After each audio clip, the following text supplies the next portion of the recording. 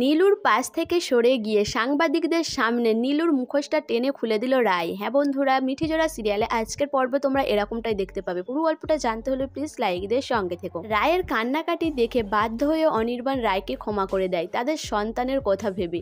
এদিকে নীলু মনে মনে ভাবতে থাকে যে সে কিভাবে অনির্বাণকে আবার শাস্তি পাওয়াতে পারে, আর তার যদি শাস্তি না হয় তাহলে যদি নিজেরই শাস্তি হয়ে যায় মিথ্যে অভিযোগে আনার কারণে।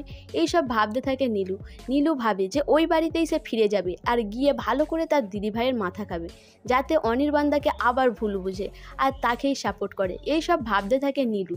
এদিকে সাংবাদিকরাও সুযোগ খুঁজতে থাকে যে এটা নিয়ে ভালো করে একটা নিউজ তৈরি করতে হবে, আর তাদের জন্য এই মাসে এইভাবে খবরটা চালিয়ে যেতে পারে। এইসব ভাবতে থাকে।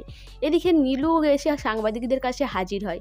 সাংবাদিকরা জিজ্ঞাসা করে যে অনির্বাণ সেন কি তাহলে ছাড়া পেয়ে গেল, তাহলে আপনি এবার কি করবেন? তখন নীলু বলে যে সত্যিটা একদিন ঠিক সামনে আসবে, আর ওই অনির্বাণ সেন নিশ্চয়ই শাস্তি পাবে, আর এই সত্যের পাশে থাকবে আমার দিদিভাই আমাকে সাপোর্ট করবে আমাকে ন্যায় বিচার পাইয়ে দেওয়ার জন্য। তখনই রায় এসে হাজির হয়।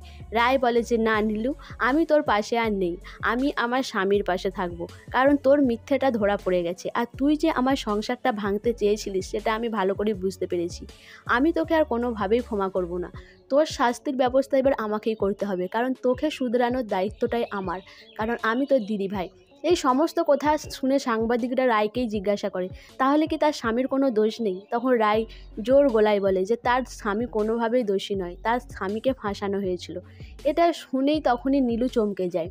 সো বন্ধুরা, আমার তো মনে হয় রায় এইভাবেই তার স্বামীর পাশে দাঁড়িয়ে প্রতিবাদ করবে, আর এইভাবে নিজে যে ভুল করেছিল সেই ভুলটা শুধরে নেবে। তো তোমাদের কি মনে হয় অবশ্যই আমাকে কমেন্ট করে জানাবে, আর আমার ভিডিওটা ভালো লাগলে প্লিজ সাবস্ক্রাইব করে দিও, আর ফেসবুক থেকে দেখলে অবশ্যই ফলো করে দিও, আর তার সাথে সাথে একটা লাইক করো আর শেয়ার করে দিও।